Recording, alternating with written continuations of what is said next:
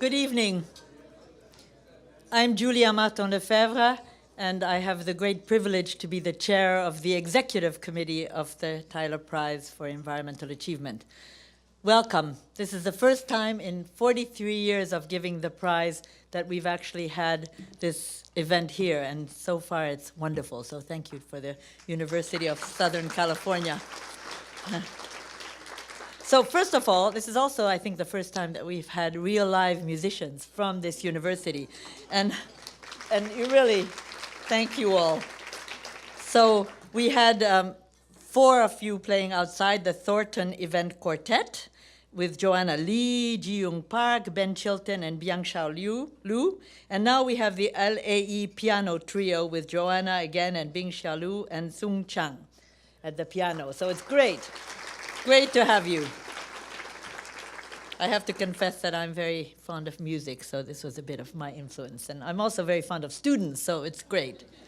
So this is the 43rd year of the Tyler Prize for Environmental Achievement, established by John and Alice Tyler, who were Los Angeles-based philanthropists interested already in the 1970s in issues of concern to this day: environment, education, health, and the arts.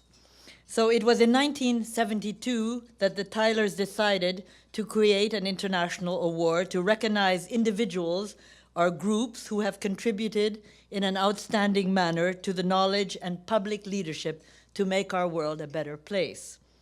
So the Tyler Prize has been awarded since 1974, and if you think back on the history of the environmental movement, 1972 was really the beginning of global environmental interest. So they were very much ahead of the curve. So we have been awarding, or this prize has been awarded since 1974, and with the ceremony taking place in Los Angeles except on 2 occasions, when the group did it in Nairobi and once to celebrate the 40th anniversary in Washington. But this is the first time that, as I said, we're holding it at this wonderful place. And after all, the University of Southern California is the administrator of the prize and a very, very close partner to this effort. So I'm very, very glad that we are here. And from what I've heard from people, it's wonderful. I have to say, just to have been outside, for those of us who don't live in this nice climate, I know you need rain, but it was very nice. So let me first of all start by introducing the Tyler Prize Executive Committee, which looks after this prize and which also decides on the laureate, which is a wonderful job. So first of all, let me introduce Owen Lind, who was the chair for very many years, and I'm taking, where are you, Owen? There you are. The chair for many years, and I have the courage to follow in your footsteps, which takes a lot of courage. Rosina Bierbaum. Rosina. I'm not going to go through and tell you all of their accomplishments, but you can just click on our website and you'll see everybody's photo. And Maggie Catley Carson. There you are, Maggie. Next time, Maggie, when we have musicians, we'll also have you sing, because she knows every song under the sun. Alan Kovich. Alan, great. Ezequiel Escura. Kelly Sims Gallagher. Kelly. And Jonathan Patz.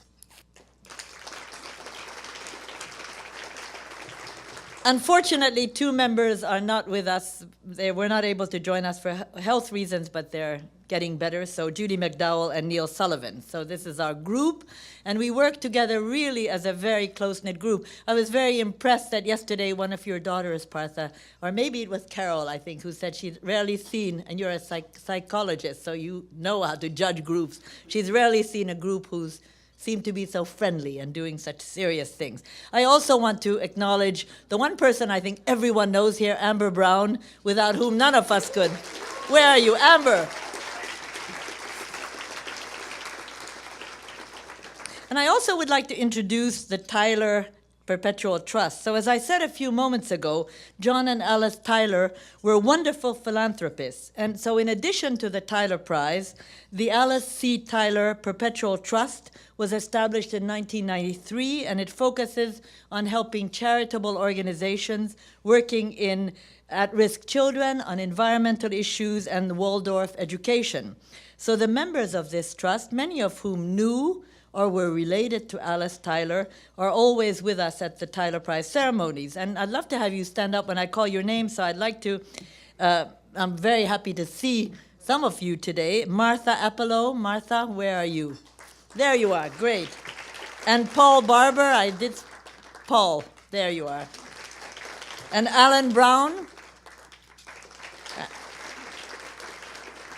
John Hogue. Great. And Nancy Sharp. Wonderful. Thank you for being with us. We decided this year to separate you and so that everybody can know who you are.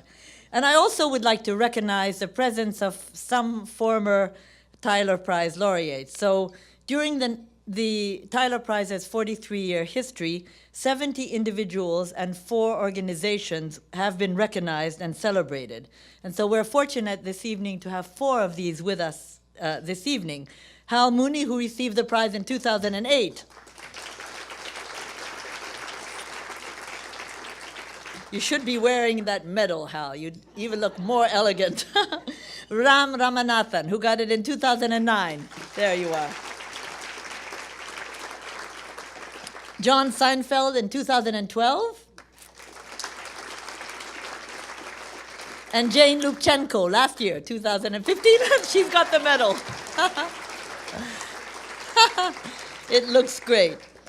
So the first Tyler Prize Award was given in 1974 to 3 very distinguished individuals, Ari Jan Hagen-Smith, G. Evelyn Hutchison, and Maurice Strong. I think many of us knew these people, and unfortunately not one of them is alive today. And the last person to have left us was Maurice Strong, who many of us knew very, very closely. And Maurice, who was so involved in the Stockholm Conference in 1972, the Rio Conference, actually passed away the night before the Paris Climate Conference began at the end of November. But he left us with his spirit. So we think about all of them. Now, the room is filled with distinguished guests, and I could take your entire evening by introducing them one by one. I just would like to single out a few of these.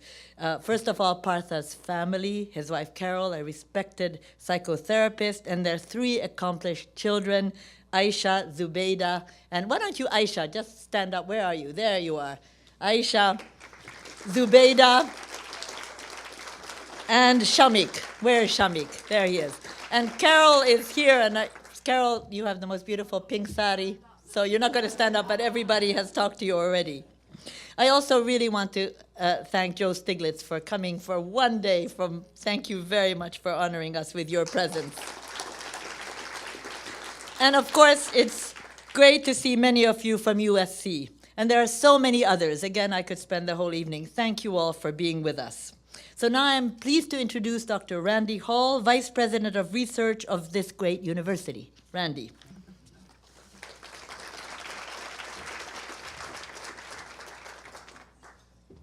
And you can continue to eat. Yeah, please go ahead. It's my pleasure to introduce you tonight to the University of Southern California, especially the Tyler Trust members, the Tyler Prize Executive Committee, and of course the laureates and our laureate for tonight. I am so glad to know that this is your first time here at University of Southern California, and I hope it becomes a tradition that you have the event here every year. Now today, as you know, is the anniversary of a very important event, and that is Earth Day. In fact, today is the 46th anniversary of Earth Day in the United States. In 1970, when this American tradition began, the Earth was home to 3.7 billion people. Sometime this year, the world will have doubled that population. Yes, on this anniversary year, the world's population has twice as many people as it did when Earth Day began 46 years ago. It is hard for us in the United States to fully appreciate the impact of that change, for we have only grown by about 50% in that period of time. And we still have a fairly paltry population density of less than 90 people per square mile, not especially high by world standards. But in other countries, the story is different. For those living in Nigeria or Pakistan, the countries are about to reach 200 million people. And during the time since Earth Day, they have more than tripled in their population. And their population density is far higher than it is in the United States. In fact, if you look at that population of 200 million people in Nigeria or Pakistan, well, they're squeezing that population into a size that's roughly comparable to the states of Texas and Oklahoma in the United States. And that's the same number of people that we had in the United States back in 1970, about 200 million people. So we're taking that 1970 population and squeezing into a size of a couple of states in this country, large states in this country. These countries clearly are experiencing challenges that we cannot really even imagine living here in this country. And they're not alone. While those are especially large countries, there are many others in this world that have experienced large population growth and high density, and the challenges that come with that. Well, given that this is the Earth Day, when the world population has doubled, it is especially notable and important that Sir Dasgupta, hope I got your name not too far wrong, was selected for this year's honor because of his devotion to the sustainable development in light of the world's growing population. It is indeed our honor to have you here today. While USC has followed its own growth trajectory over these last few decades, with multiple campuses spreading from East Los Angeles to the beaches, from Los Angeles, in fact, to San Diego, we are one of the largest private universities in the world. We enroll nearly 44,000 students, of which more than 10,000 of these students are international. They come from other countries to study here at the University of Southern California. We have more graduate students at USC than any other university in the United States, public or private. Our campus is growing, including ambitious construction projects for student housing, for healthcare, convergent bioscience, that are making Los Angeles, in fact, a better place to live, to work, and study. And we are ourselves committed to the environment through such research centers as the Environmental Health Center on our health science campus, the Wrigley Institute, and the Center for Dark Energy Biosphere Investigations. With tonight's ceremony, let us show our commitment to both protecting our environment and improving standards of living through sustainable development. Welcome to USC. Thank you.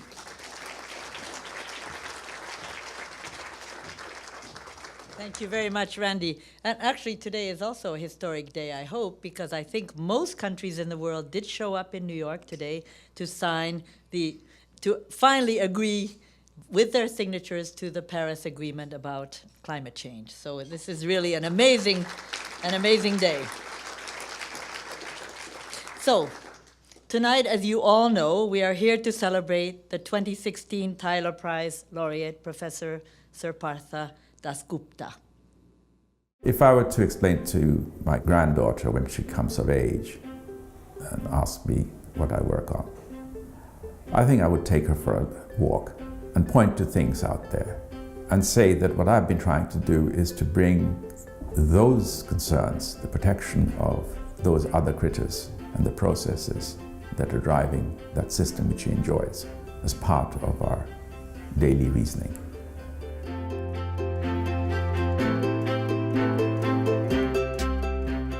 This year we felt that it was really time to make a point that the issues we're facing need to be understood not only from the natural sciences, but from the social sciences, and especially the economic system. This is the first time in 43 years that the Tyler Prize is being given to an economist, and it recognizes Partha Dasgupta's really groundbreaking work about linking the well-being of the environment to the well-being of human beings. When I began, I found that much of the work that was being done saw nature as a luxury good. For much of the world, nature is a direct factor of production. And that led me to get more and more interested in trying to bring nature seamlessly into economic modeling, to understand the place of nature in our lives. It's not simply amenities, it's essential. Partha's work has had an enormous impact on economics, on development, on policy. He takes a problem and thinks about it and thinks about it and thinks about it, and you can see the evolution of his thinking as he takes on some of the most difficult problems that economics has to offer. As an academic, you write papers. A problem occurs to you, you try and solve it as well as you can. And every problem you try and solve raises 10 other problems. So you chase the ones that you feel or excite you. And in my case, what happened was I found myself getting more and more entranced with the question of deep poverty.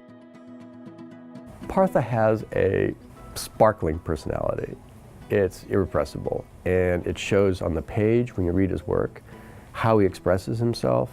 You can see how much he cares about what he's working on. I think environmental economics has been really radically changed by Partha. All of the issues that Partha has addressed in his long years of distinguished academic and policy influencing work has always stepped across the discipline. So he is not afraid of going beyond economics to talk about population issues, to talk about poverty and equity. His deep commitment to that these problems would be solved led him to form a whole network of economists working on the interface between environment and development. A network of young people which he helped along. He was thinking about making sure there was a younger generation that would continue the kind of work that he had done. If children from an early age learn to understand their local economy by including the place of nature in it, I think that I would count as a success. I have to say that Partha has never seen this video, but I think it really shows why we chose you this year. It's really wonderful. So now I invite Professor Rosina Bierbaum from the University of Michigan and a member of the Tyler Prize Executive Committee to come up and to introduce our laureate.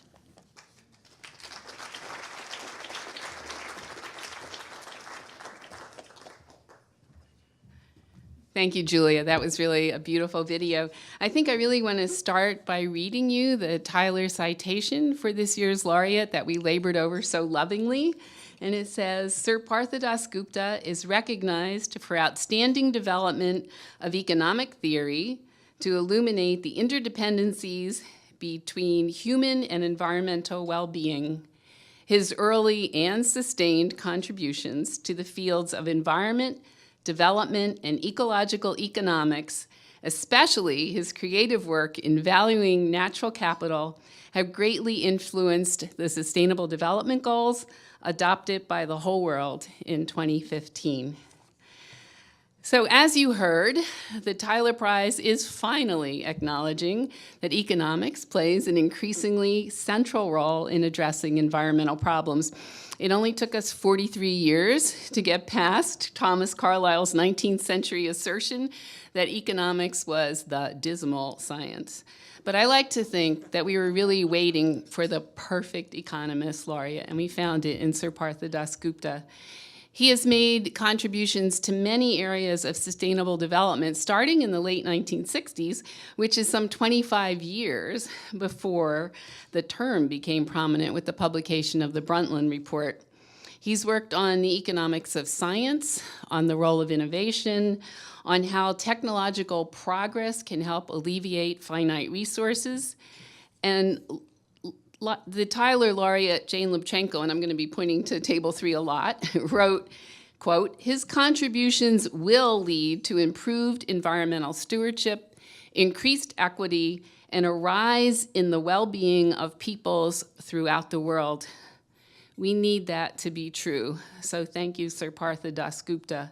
There are many firsts tonight, the first economist, the first knight, and it's the first laureate to have a letter written by 4 other laureates. So there's a lot to celebrate. And Tyler laureate Hal Mooney wrote, in viewing his CV, one just gets overwhelmed. This looks like it must be the accomplishment of many scholars and not just a single person, but it is all the hard work of Partha. And I agree, Hal. When I read his resume, I was struck by 2 pages of public service announcements. He really has been a remarkable civic scientist in the service of society, as an editor, as a reviewer of numerous and really diverse publications.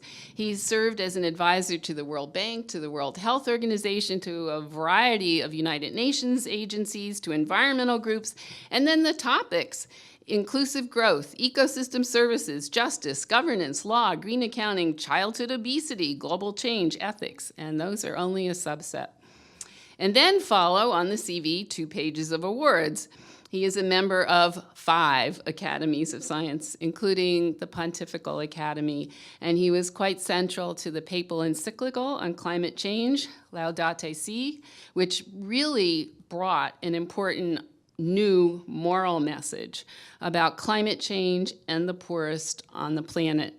And as we've heard, I think it's really fitting that we recognize this year's laureate today, on Earth Day, as the 175 countries of the world have signed the Paris Climate Accord in New York. The CV continues with almost 300 papers, neatly divided into 22 diverse topic areas, such as taxation, consumption externalities, malnutrition and poverty, technological change, game theory, just to name a few. And what's remarkable is that he didn't move sequentially through those topics. He actually still works in all of those topics. And so we can see papers in all 22 of those topics covering a span of 3 decades, and his continuing evolving insights. Another important aspect of Dasgupta's work is the way he makes connections across all these different topics. And he's written 23 diverse books, including the very influential Economics, a very short intro. I have to say, though, my students note it is 172 pages, a very short intro. But it is beloved, and it's been translated into 11 languages. And in it, he highlights, for folks like me, the relevance of economics to everyday life, providing a really human exploration of a very technical subject. And another, although I commend all of his books to you, I'm just going to mention one more. His book, Human Well-Being and the Natural Environment, showed that the relevant measurement for evaluating sustainable development is really intergenerational well-being, and that if we ignore the environment and natural resources in our national account, we get a really grossly misleading impression. And Hal Mooney noted, this book revealed that although some countries have accumulated a great deal of economic and social capital, in doing so, they have lost natural capital, or essentially mined their fisheries or their forests or their groundwater. And then Dasgupta didn't stop there. He pushed to actually go on and make sure that we develop the first inclusive wealth accounting of 140 countries, which was just completed in 2014. Jane Lubchenco notes, Sir Partha's concept of inclusive growth is profound and foundational. It is, in fact, the connection between environment, human well-being, and social justice. While others have tinkered around the edges, Sir Partha has had the broad and the deep understanding needed to tackle the integrated problem. And Partha is widely credited with doing a lot of work to bring ecologists and economists together. And indeed, Cy Levin, who couldn't be here tonight, the actual nominator, said, please just tell Partha that no economist has done more to create partnerships between ecologists and economists, and the science and the profession and the environment are all better for it. And Hal Mooney wrote, you know, it's hard for us to remember now, but ecologists and economists were enemies. But Partha hosted annual retreats of both disciplines and had them write joint papers. And all I can imagine is that apparently locking ecologists and economists up really helped both groups realize that they had a lot of common interests and noble aspirations and are really human and really likable folks. So thank you for that, Partha. And this kind of collaboration really helped inspire an amazing set of events, including the Millennium Ecosystem Assessment in 2000, where each working group was co-chaired by an ecologist and an economist, and you were on the leadership team. Now, I don't want to let you, I don't want to get off the stage without mentioning that there are many interesting human components to this godlike knight that I have just described. And this laureate is actually an amazing person with a kind of photographic memory of movies and actors and lines in movies, and especially Westerns. So I hope that you will have a chance to explore that. And also, I learned last night that he's quite a charmer, too. And this month actually marks the 50th anniversary of a young Partha approaching his future wife, Carol, on a very empty train from Cambridge to London. And despite that, he sat down next to her, saw she was reading a book, and said, "Do you have another book?" And she pulled out the only other book she had, London, A to Z. And they were both smitten. And so a few days ago, they actually celebrated this 50th anniversary in the very romantic setting of Death Valley. So finally, on a serious note, Sir Partha's work transcends academic disciplines, and it is transforming governmental and intergovernmental and religious policies and practices. His concept of inclusive wealth is being incorporated into national and international policies. He is a champion of the poor, and he's helping to show all of us that there is really a way to a sustainable future, and that is the legacy that our generation must leave to the next. So thank you, Sir Partha Dasgupta, the 43rd Tyler Laureate, for all you have done and all you will yet do to improve the lives of those today and those who will follow us. So please join us on the stage.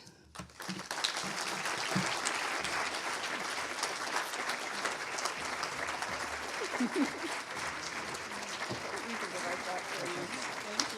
We're going to decorate you now, and then we're so proud.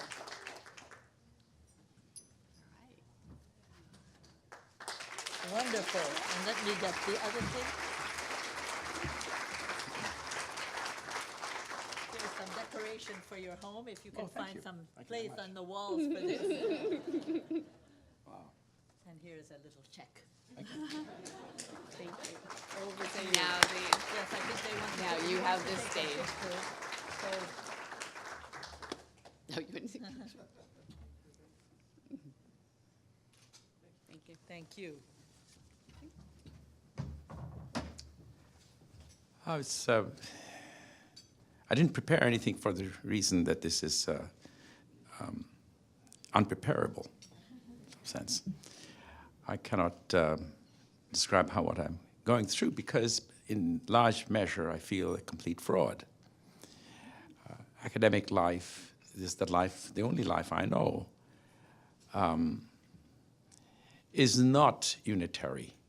And the help and advice, assistance, instructions I've received all my life from colleagues, my heroes, many of whom are here, 2 from economics,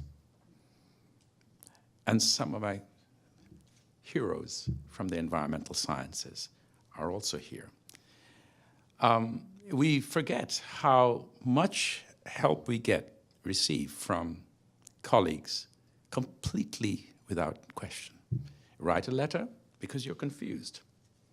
And you write to somebody whom you have never met, but you know that person only because you've seen so many citations of the person's work in what you're reading. It has happened to me over and over again.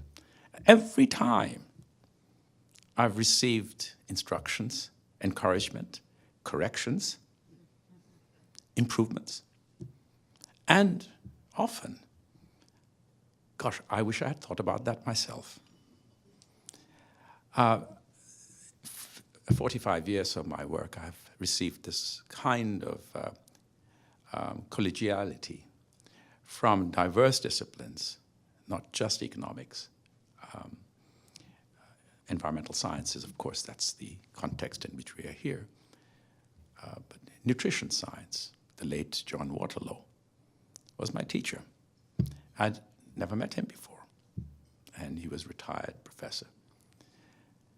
And many others, some laureates all the laureates here have helped me. Instructed me is the right word, actually. And many of the laureates who aren't here, people like Paul Ehrlich, with whom I've had many, many walks. I'd like to think I taught him too. The natural state of affairs for a professor. But he has taught me enormous amounts.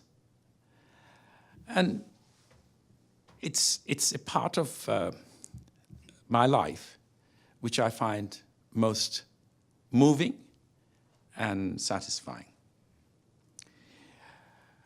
Now, why am I here? In a way, I feel a fraud. I'm among some of my greatest heroes who have illuminated our understanding of the world we live in. We social scientists chase a bird. We may not be seen to be doing so on our daily basis because we like to solve problems. We are all academics. Most of us are academics here. You chase a problem because it excites you. And you're not that bothered necessarily as to what are the farther reaches of the problem. If it excites you, it's worth chasing. That's fine. But for a social scientist or an economist, at the end of the day, the bird you're really trying to catch is the way we are born, the way we live, and the way we die. That's what we're trying to understand. And it is a common conceit today that each of us is very different, that we are unique. And there's, of course, truth in that. The question is, how much do you want to milk that idea? For me, for a long while, even at an early stage, I couldn't help thinking that actually people statistically were the same everywhere. We have aspirations of a very similar kind. We want to raise children, want to fall in love, which I did. And you want to chase a girl and catch her. Build a family. Try and pass on intimate features of your life. Because when you are dead, we are not really dead. Our children carry us. And the more intimate the issues are, the foibles of your grandparents, which you pass on to your children, the stories we tell about what happened when how we proposed to your mother, or we told her that you're going to marry, and so forth. These are the things that make life for life. But on the other hand, of course, you see lives being led so differently. So the question arises, if we are very the same, how is it that we end up so differently? A family in Zambia, in the villages of Zambia, will lead completely different lives from the ones we see, let's say, in Los Angeles. And it behoves us to try and understand the forces at work, leading back many, many years, decades, centuries even, which led to the constraints that people face, the norms they have inherited, the laws that have been constructed, imperfectly, perfectly, that's not the issue. Try and make a sense of why lives become so different across the world, even although we are very similar. That, in my way of thinking, is the bird we all want to catch. And I realized very soon, I don't know how, it wasn't a big insight or anything. Maybe I had had dinner with Jane Lubchenco, who knows? I can't recall. I realized you cannot understand human society excepting as it's embedded in Mother Nature. That sounds banal, but believe me, it's completely absent in economics, my profession. You will not find it in textbooks. You will not find it in the major journals. So that banality you need then to dig. I'm an economic theorist by training and aspiration. My temperament is that way inclined. For me, you start with the household, the individual, and the relationships that the person creates over time. And then the larger environment, social environment, the village community maybe, the town community maybe. And you build it up through the district, the country, and occasionally, of course, you want to think about the world as a whole, because we are linked. And at every stage, you want to have some kind of an understanding of what's going on, how people are interacting. And you want to be able to tell something like a coherent story, starting from the ground up to the top in aggregation, and then feeding back. Because, of course, what happens in the aggregate are affecting the lives of individuals at the village level. So this loop, you need to create some kind of an understanding. It's going to be always imperfect. But for me, it was absolutely impossible to do that without taking into account the fact that even if you haven't seen a tree, you damn well live on the basis of the tree. Nature is part of us. We may be 5 steps removed from it because of trade and so forth. But if you want to understand poverty, for example, you really have to understand how the household lives in nature. And that story was missing. Now, I am a theorist, and I cannot keep my nose out of a problem which hasn't been studied, especially if it's exciting. And one of the things about it is that this is a very beautiful subject. Trying to understand human-nature interaction is totally profound and totally beautiful, because the processes at work, both at the social level, at social processes, which you're trying to understand through interactions of people's motivations and their activities, and the way Mother Nature works, that is a dynamite of a subject. It involves, of course, questions of moral philosophy. What is it that we should be about? That's always sitting out there. But to try and put them all together is, to me, is just about the greatest area of thought that you can enter. And I was privileged to do that because I was trained as an economist. You could be trained as an ecologist and move the other way.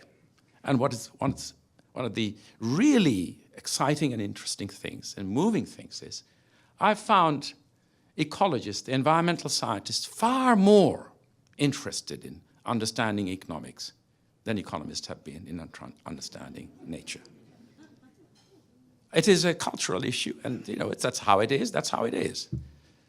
I've had the privilege of being taught by some of the greatest minds of our time.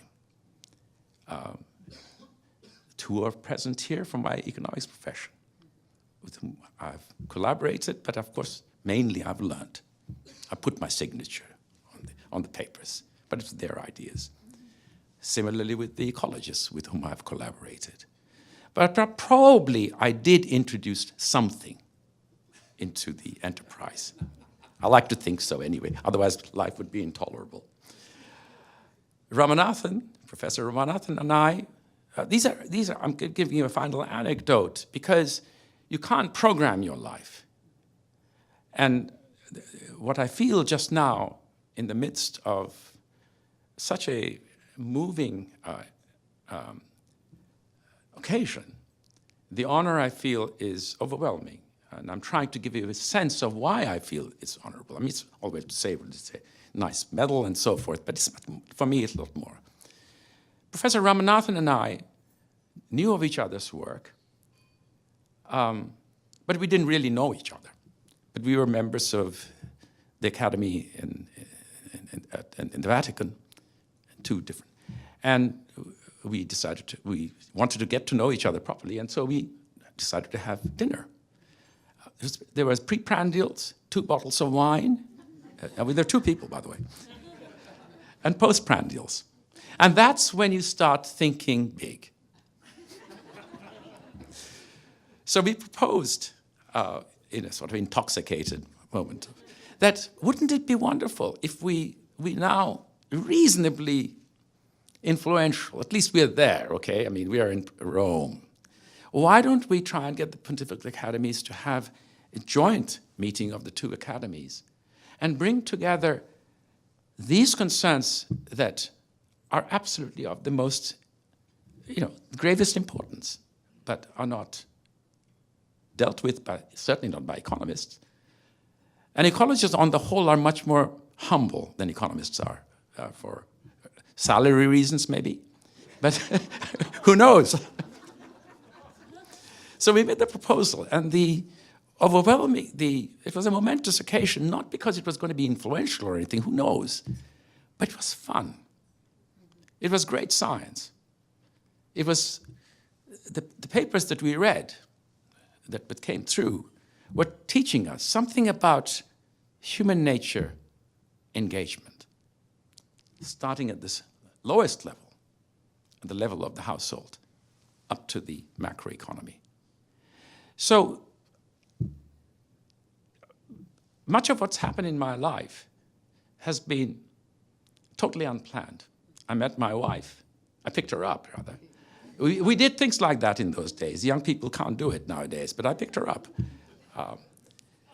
And I told her we could get married in our first date, and she said, we'll see.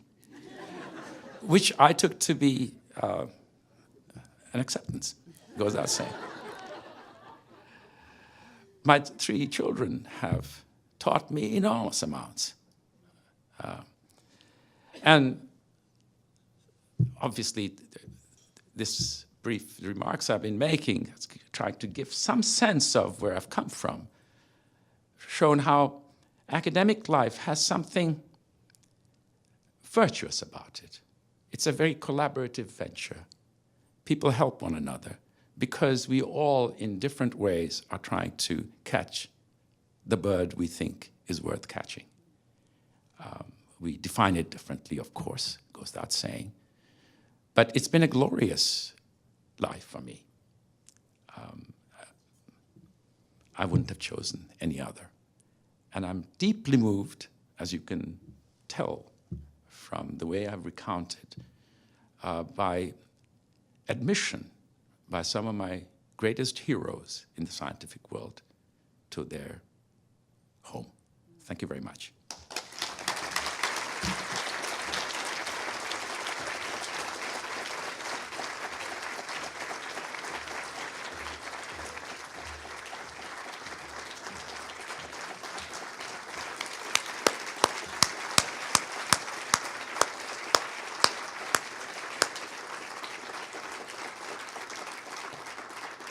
You can see why we made this decision this year. I just want to add one more thing. Partha, you and I wrote a number of emails together, and you were very, very nice to accept this award, and we discussed how you were going to come here and so on. And you just wrote me one sentence which really moved me, and you talked about it, but now, and you didn't think that I was going to read this, but I am going to read it. It just shows how modest you really are. And what you said to me is, if this encourages even a few young economists to work on environmental matters in a meaningful way, then having chosen you will have been worth it from the committee's perspective. It's been more than worth it.